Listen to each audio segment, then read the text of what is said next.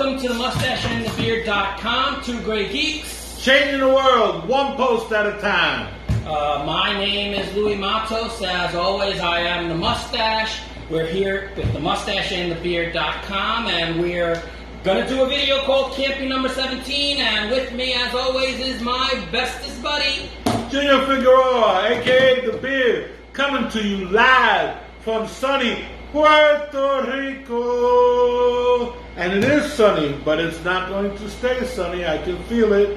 It's got rain in the forecast. Mm-hmm. The bones are starting to feel it. Yep, more rain. Arthritis. Oh, God. All right, today we have our classic video library called CAMPY, or Classic Archived Motion Picture Yearbook. Boy, thank God you didn't ask me. It's been a while. God, you didn't ask me what that meant. It's our class of secret agent movies. Yes. So we're going to be talking about our choices to be in our classic video library. That's right. Okay. We got 3. Yep. All right. On our CAMPY videos, we usually establish unambiguous criteria, and so we're going to be talking about because that's a pet peeve of ours. The ambiguous criteria. Yeah, it's a classic, but yeah, it's a classic. I hate that term, instant classic. Yeah. Please. Because we do unambiguous criteria. Hollywood uses ambiguous criteria. And they sabotage themselves when they do that. All right. So, part of the Mustache and the Beard's classic video library is that, first and foremost, we both have to agree on every single movie. Right. Because it is both the Mustache and the Beard, they both have to agree. Right. And there have been movies where we disagree, and so we haven't included them. Correct. All right. So, and part 2 of our criteria is that it has to be a classic as we define classic. In terms of times. In terms of time. 50 years. Okay. So longevity is the first of our criteria. Right. Which means it has to be 50 years or more for every movie. And so that's what begins to qualify. But there's more criteria. Yeah, we didn't stop there. No, it has to be exceptional, right? Exceptional, right. But it has to be, in other words, it has to have something that elevates the movie. It doesn't have to be a big budget. It doesn't have to be star power, but there is something, some magic, some lightning in a bottle that they captured for that particular movie. And we will talk about that reason. And then, the last but not least, as part of our criteria, is it has to have a paradigm shift. Right, that has to affect the industry in some way. All right, yeah, and we will clarify that as well. Right, absolutely. For 2 of these movies, we've already talked about them this month, so we will probably gloss over most of the information simply because we've already talked about it, and we want you to see those videos. Or we're assuming that you've already seen those videos. Right. Also, genre classification is a pet peeve of ours. Oh, yes. So that'll be part of every single... Well, this is the class of secret agent movies, so in some way, it's a secret agent movie. And then our listings will always be in chronological order, not best to worst or worst to best. We love them all. We just needed a way to organize them because I'm obsessive compulsive. So we figured out, let's just do it by date. All right, so now we also... these all movies are all recommendations. So you should already know that when we do ratings, it'll be... Right. Otherwise, it wouldn't be here. Right. So these are essential movies for the cinephile. So therefore, we believe that these are movies that you should have watched at one point or another. And if you haven't, we're suggesting that you do. Right. All right, so this is our 17th class of movies, class of secret agents. So without further ado, let's get into it. Let's get started. Let's get into it, baby. All right. So our first movie is number 53. 53. The 39 Steps, 1935. All righty. So The 39 Steps is a 1935 British thriller secret agent film. Directed by, Dun, da, da, da. yes, Alfred Hitchcock. Alfred Hitchcock. Okay, yes, grandfather to us all. Starring Robert Donat. No, not. Robert Donut. And Madeline Carroll, very loosely based on the 1915 novel, The 39 Steps, by John Buchanan, featuring his continuing character, Richard Hannay. This is his first of the Hannay novels. Right. And, Beard, you have a little hook for us. Yeah. The 39 Steps. Follow Richard Hannay in the cinematic adaptation of his first adventure as he uncovers a sinister plot by a subversive group of spies known as the 39 Steps. Ooh. Awesome.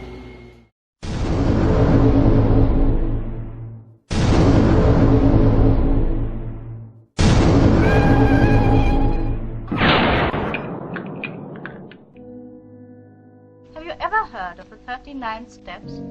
See, the very brilliant agent of a certain foreign power is on the point of obtaining a secret vital to your air defense. You ever heard of a thing called persecution mania? You don't believe me? Frankly, I don't. These men will stick at nothing. I'm the only person who can stop them. If they are not stopped, it's only a matter of days, perhaps hours, before the secret is out of the country. These men act quickly. There's a man in Scotland whom I must visit next if anything is to be done. Beautiful, mysterious woman pursued by gunmen. Sounds like a spy story. There's been a murder committed up on the first floor. Are you? No. Are those two men out there? They're spies, foreigners. They've murdered a woman in my flat and now they're waiting for me. Oh, come off it. Never heed the murder, Mr. Hannay. I don't doubt you'll be able to convince Scotland Yard of your innocence as easily as you've convinced me.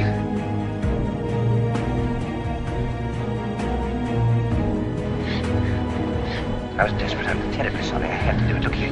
My name's Hannay. They're after me. I swear I'm innocent. You've got to help me. Enough evidence there to hang anyone. Hannay, you're under arrest on the charge of willful murder. Have it right along.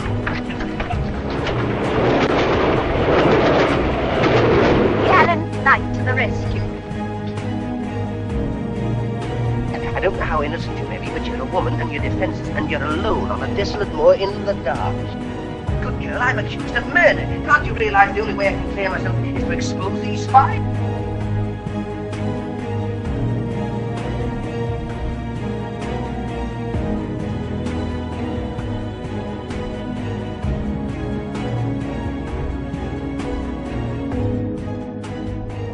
Where's Richard Hannay? What are the 39 steps? Okay, The 39 Steps was a movie produced and distributed by the Gaumont British-French Film Company, making movies since 1898. Oh my God. Wow. Yeah. Genre class, yeah, that means that they did a lot of silent movies. Mm-hmm. So that's why British and French didn't matter. Didn't matter the language. Right. Genre classification, this is a secret agent movie. And it is a secret agent movie because despite the fact that there's Hannay isn't a secret agent at this point. At this point. The secret agent dies in this movie at the beginning. At the beginning. At the beginning, okay. But it is an espionage thriller, Mhm. and after this adventure, Hannay becomes a secret agent. So we're actually seeing his origin. This is actually his origin as a spy character. All right. Longevity. This movie, 2022 is this year. 1935 was the year that it was created. So therefore, 87 years. So yeah, it is 50 years. The time component is met. He's met. All right. And then we already covered this movie, but we'll talk a little bit about exceptionalism. Orson Welles called this film a masterpiece. We listed all the Hitchcockisms in our video, so Right. I don't. But is there anything else that you wanted to say as far as this movie being exceptional?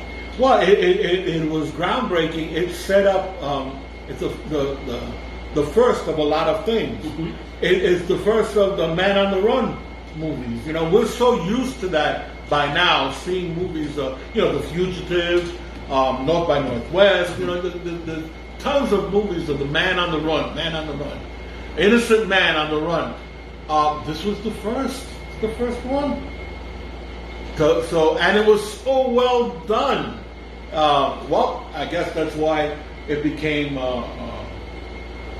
it started a trend, because it was so well done. The paradigm shift. Let's talk about the paradigm shift in this movie. Right. It's the first of, like, 6 remakes of this movie. No, and not only that, but we made it to television and radio as well. First time on screen in auto gyro. That's right. A helicopter, really. The difference was that to take off, it would have to take off like a plane. It could land like a helicopter, but it needed to take off. It needed a little more runway. Yeah, it needed a runway in order to take off. It's the forerunner to a helicopter.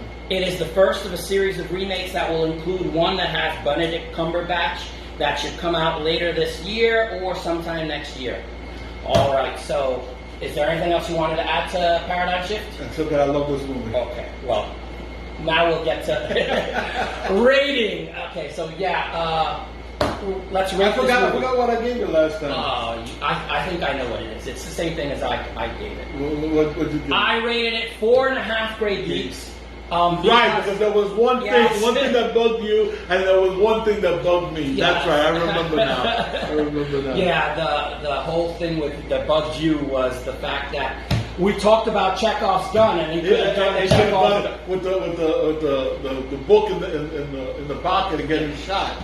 And then it bothered you, the whole thing in the beginning, the noise and everything in the music hall. In the music hall, like you were like, why? Yeah, so boisterous and so, like, it seemed so ad-libbed when you know that... Nothing. That Hitchcock was, hit your mark. Your mark is right there. Hit your mark. Don't miss it. All right, so... I think we've got, 4.5 Grey Geeks, you're 4.5 Grey Geeks. That's right. Okay, and so, it is with great pride and respect that we induct the 39 Steps, 1935, as our movie number 53 into the Mustache and the Beard's Classic Video Library, Classic Archived Motion Picture Yearbook. Take a bow! We can moving right along. Yeah, I think speeding right along. Good. Speeding right along. All right, so number 54 is the Satan Bug. The Satan Bug. 1965. Again, we've done a video of it, so, refer to that, but we're going to talk a little bit about it. The Satan Bug is a 1965 American crime, science fiction, secret agent, suspense film. That's a mouthful. You can't say that 10 times fast. Produced and directed by John Sturges, the great John Sturges, another great American, well, this one's an American director. Right. That stars George Maharis, Richard Basehart, Anne Francis, and Dana Andrews. The screenplay was written by James Clavell, loosely based on the 1962 novel by Ian Stewart, which was the pen name of Alistair MacLean, a legendary writer of espionage and suspense fiction. Whom we love. Okay, the Beard has a plot blurb. Go right ahead, Beard. Okay. Lee Barrett is called in to investigate a break-in at a top-secret biological research station. What follows is a headlong rush into a nightmare involving the end of the world at the hands of the Satan Bug. Awesome. Ooh. All right, and this is the Marish Corporation produced and United Artists distributed this film.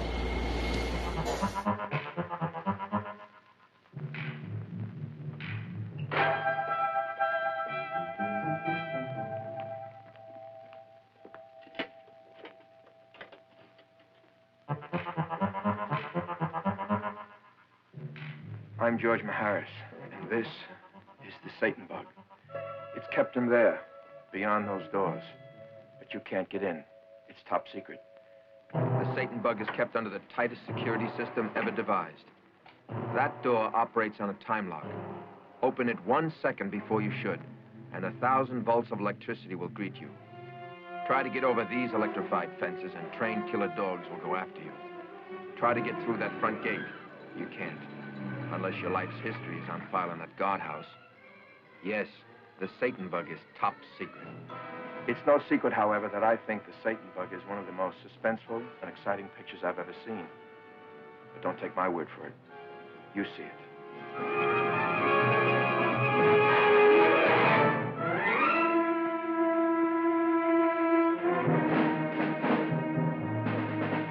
All right, the genre classification on this is a secret agent movie, of course. I gotta say it, even though it is the class of secret agent movies. Longevity is 2022, take away 1965, is 57 years, which means that this movie definitely qualifies as classic because of its longevity.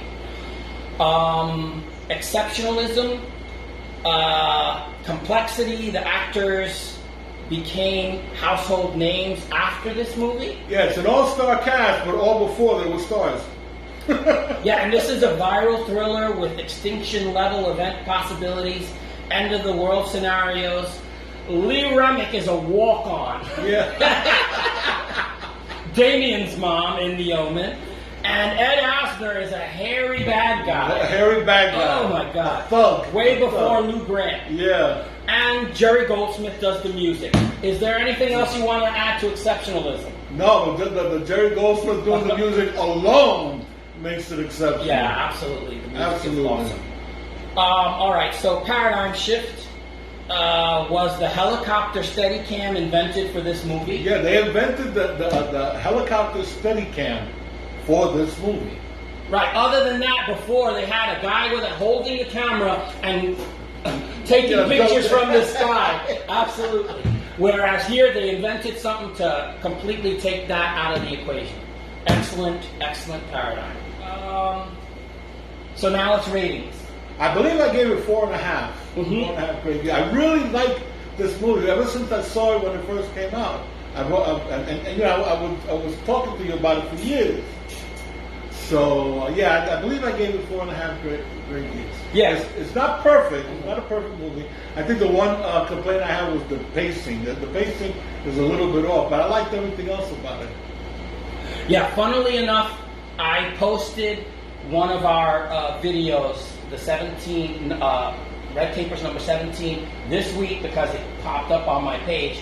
And I watched it again, and you talked about the Satan bug in that video. So, And that was way back. That was on year one for the mustache and the beard. I called it solid four Grey Geeks. It's one of our favorite writers. Alistair McLean. Right? It's Anne Francis. One Again, of our favorite actresses. oh, Lord have mercy. Not only is she beautiful, but she is capable as an actress. Very good. Yeah, she can act. And the entire movie shows a cast that is good at acting. Right. All right. So there are a lot of actors that have to stretch in their performance in this movie. Not to mention not Dana Andrews. Oh God. John Anderson? John Anderson. Yeah. John Anderson. Yeah. So yeah, and Basehart. Basehart is the Richard one. that gets- Basehart. Oh, yeah, he chews up the landscape. Yes, absolutely amazing. All right, so it is with great pride and respect that we induct The Satan Bug 1965 as our movie number 54 into the Mustache and the Beard's Classic Video Library, Classic Archived Motion Picture Yearbook. Take a bow. Yay! Okay, now. Number 55 is Yes. Ice Station Zebra, 1968. Ice Station Zebra is a 1968 espionage film, secret agent, directed by John Sturgis. Again? You see a pattern here? Starring Rock Hudson, Patrick McGoohan, Ernest Borgnine, and Jim Brown. Screenplay was written by Alistair McLean. And others. Loosely based on McLean's 1963 novel based on real-life historical events. The musical score is by Michel Legrand, and the production company was Filmways, and it was distributed by Metro-Goldwyn-Mayer or MGM. The beard will give a plot blurb right now. Okay. Located at the end of the world, Ice Station Zebra becomes the center of a drama involving a U.S. submarine and Soviet paratroopers, each hunting secret information and each willing to stop at nothing to get what they want. Ooh. Awesome. Beneath the waters of the North Atlantic, the American nuclear submarine Tigerfish 3 begins its voyage to the Arctic camp. Their destination? A secret outpost at the top of the world. Ice Station Zebra. Take her up.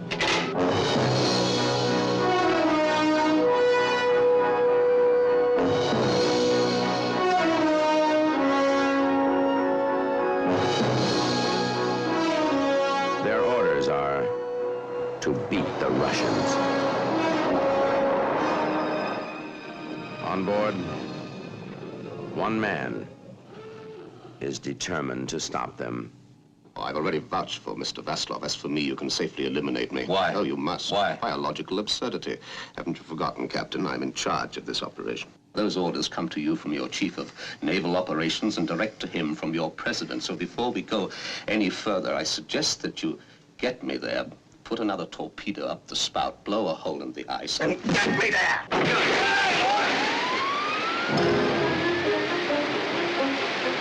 Give me some life! Move it to there! Move it! Move it! I can't hold this much longer. You've got to!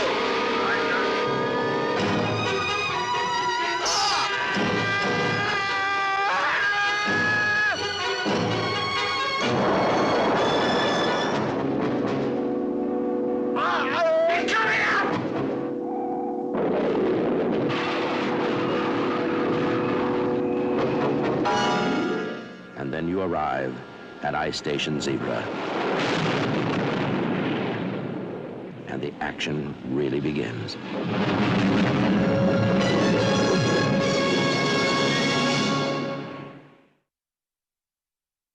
So, the genre classification is a secret agent movie. Right? Longevity is 2022. Takeaway 1968 equals 54 years. Yay! So yes, it makes the criteria through longevity, and then exceptionalism. All right. Did you want to say anything about exceptionalism so that I don't have to repeat it? No. Okay. All right. This movie provides more action, more intrigue, better acting. I mean, it's 2.5 hours. 2.5. It's got an overture and it's got an intermission. Rock Hudson is subdued. He knows what should be done as the captain. He knows what needs to be done, and he does it. Patrick McGoohan seems to know everything that's going on, like a puppet master. He seems like if he's playing three-dimensional chess while everyone else is playing checkers. Yes.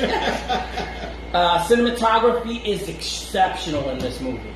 The techniques have only been used on less than 20 plus movies, so absolutely this movie is special with the special effects and the cinematography, bar none. Yeah, they for the first time they showed a submarine coming up in one shot. In one shot.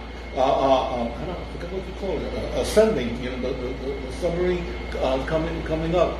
It had never been done before. It's dangerous to shoot that, and they did it for the first time. Yeah, that's what I have for Right. I'm sorry. No. Yeah, so exactly what you were talking about.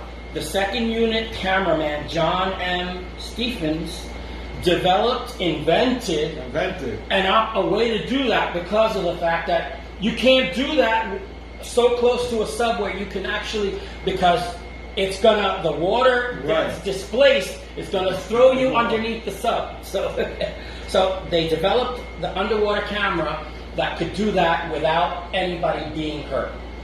Although McGoohan almost died Yes, in I an know underwater that scene Uh-huh. when his foot became trapped, and he's like moving around, and the one of the divers had to go save him. It's one of the things. It's one of the fan things of this movie is what does Patrick McGoohan say to the other guy in the movie, because you can't hear it. Mm-hmm. You know, there's too much happening, and he says something to the other guy, and so the among the fans that they're like, what is he? What he said was, okay, now I've done it. My foot is stuck. I'm going to drown. And the guy had to go. The guy he's in the scene with had to go under the water and free his foot to save his life. All right, so this movie is filmed in Super Panavision 70 and presented in 70mm Cinerama, which means, yes, not only that, it's a concave screen that they needed to show it on. So, you know, of course it didn't make the money that it was supposed to make because it could only be shown on certain theaters, right? Because the screen had to be like this, where, you know, you sat there, you could see through your peripherals the rest of the screen. They filmed it that way, particularly for that. So a limited number of theaters that could show this movie, and then the length of the movie, it's over 2.5 hours long, meant that you couldn't know as many showings in a day. So yeah, the money it didn't make back its money, not at first at least. I'm sure over the years and with video rentals it has, but not at first. Yeah, so this movie is not considered a financial success, despite the fact that we love this movie. Right. And there are reasons for it. All right, so you wanted to say what you liked about this movie? Well, the thing is, one of the things that this movie struck me is that Rock Hudson gives a very subdued performance. Almost as if he was saying, I'm the captain of a ship, I'm supposed to be cool, calm, and collected. The crew is going to be looking to me to be cool, calm, and collected. So this is like a perfect example of the leader, you know, of the leader and leadership style, right? But what happens is that then that opens the door for Patrick McGoohan, who is like all over the place. He's got these like mood swings. He's screaming 1 minute, making a joke the next. He's loud. He's quiet. He's, you know, and the contrast between the two of them, especially since there are scenes where they argue. So the contrast between the two of them, you really see it from their performances. And like you said, McGoohan's the know-it-all. He knows it all. He's several steps ahead of everyone else. But then it strikes me as funny that when they get to Ice Station Zero, right, McGoohan gets a broken jaw and has to not talk. And now is when Rock Hudson steps in and he does all the talking and all the acting and all the emoting and everything. And McGoohan is forced to take a back seat. And I just find it very interesting that they worked it out that way. I think maybe John Sturges said, I think we need to write that in to shut him up. We need to shut him up. I think he's talking too much. Rock Hudson, again, because of the fact that in the beginning, in fact, when McGoohan's character comes aboard, he says, you're going to be rooming with this guy. What are you going to tell me about the orders? Oh, you're just going to have to trust me. Oh, really? I'm the captain. I don't trust anybody. But when I say something, I don't repeat it. It's kind of like in the very beginning, he's like, puts his foot down and says, you're going to do things my way. I don't know what your, objective is, But I know that I'm in charge. Just let you know. But I like that when they have that argument, right? McGowan really loses it, and he's screaming and he bangs on the table and everything. And then you cut to Rock Hudson, who also raises his temper, but not a lot. And he does like this. His bang is like this. It was so different, right? That McGowan was in danger of stealing the movie until they get onto the station. He gets hit in the jaw with the crowbar, right? Does not talk for the rest of the movie, and now Rock Hudson comes into his own and clearly establishes himself as the lead of this movie. I like that. I thought that was really cool. I don't know whether it was planned or it worked out while they were filming, you know. But I like that it happened like that. Awesome. So now let's come to the part where we talk about ratings. You want me to go first? Go ahead. I give this. I've always loved this movie. I give it 4.5 Grey Geeks. Yeah, it's not perfect. It's not perfect. It is a little long. You think? The movie's a little long. You know, I really didn't need to see those Soviet fighters flying to the sky so often, so many times. I get the you're trying to create suspense and a kind of, but you keep cutting to, and we keep seeing the back of the fighters, you know, flying, and I'm like, I get it. They're on their way. You don't have to hammer in the point. So yeah, I found it a little bit long, but otherwise, I really do.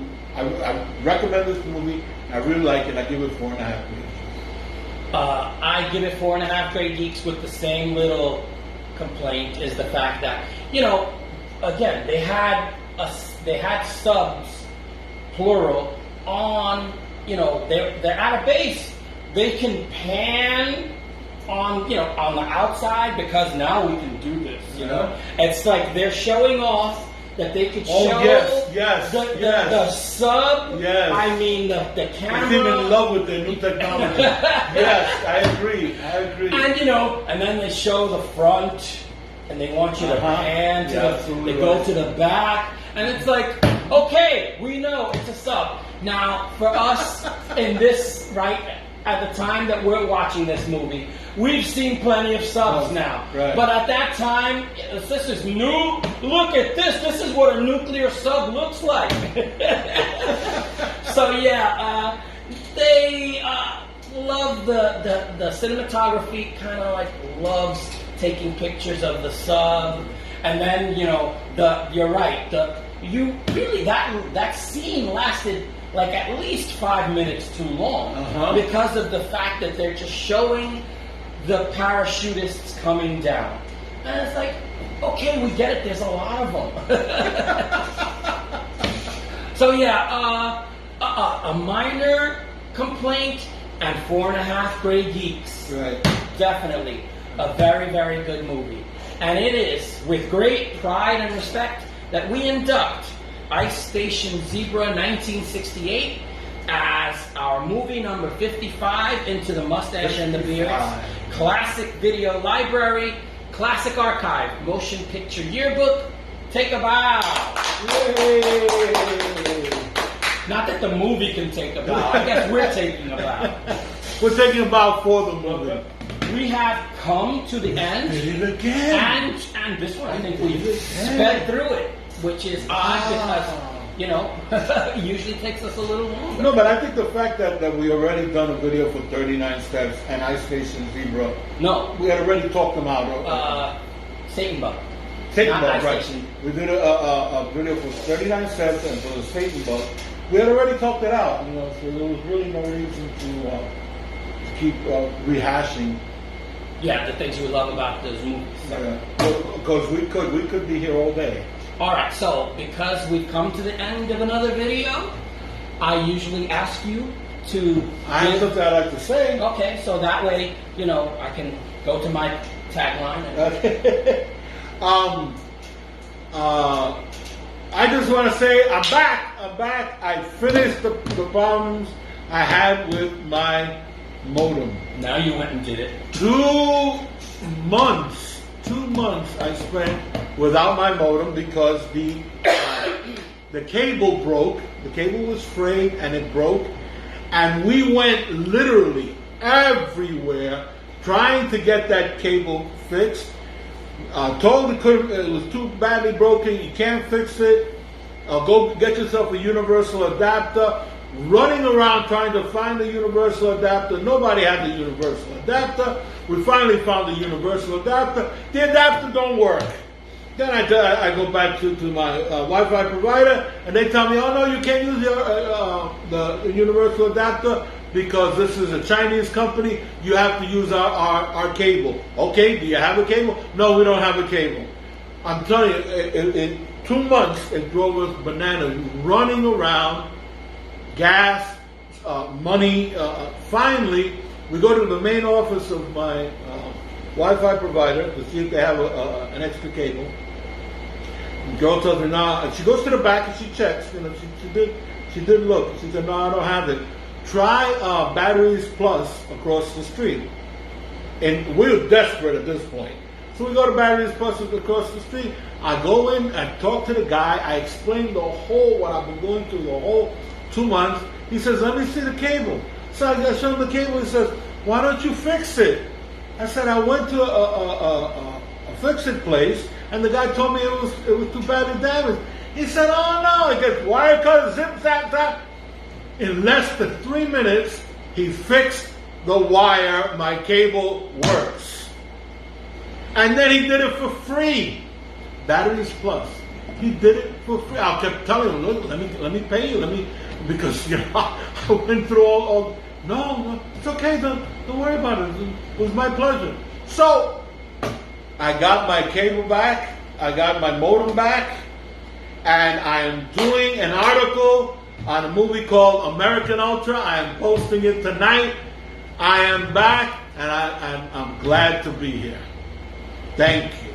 With that having been said, 2 months. 2 months. And all it took was somebody that said, I'll fix it. I'll fix it. Less than 3 minutes. Less than 3 minutes. All he did was take wire cutting and strip the wire. He stripped the wires, put them together, took electric tape, plugged it in. See, it works. So we say thank you for watching. Thank you, Lance, for helping out. Thank you for covering for me, Lance. I love you. We always say that we love you. We appreciate every time all the likes that people are not posting. Make us your favorite. Yes. If you haven't made us your favorite yet, make us your favorite. Subscribe to us, please. Yes. And if you have suggestions, right? We take suggestions. Yes, next month we're going to be doing ladies empowerment, so we're excited about that as well. So we say, my name is Louis Matos. As always, I am the Mustache. Junior Figueroa, I be the beard. We say, see you later. Hasta la vista. Take it easy. And peace.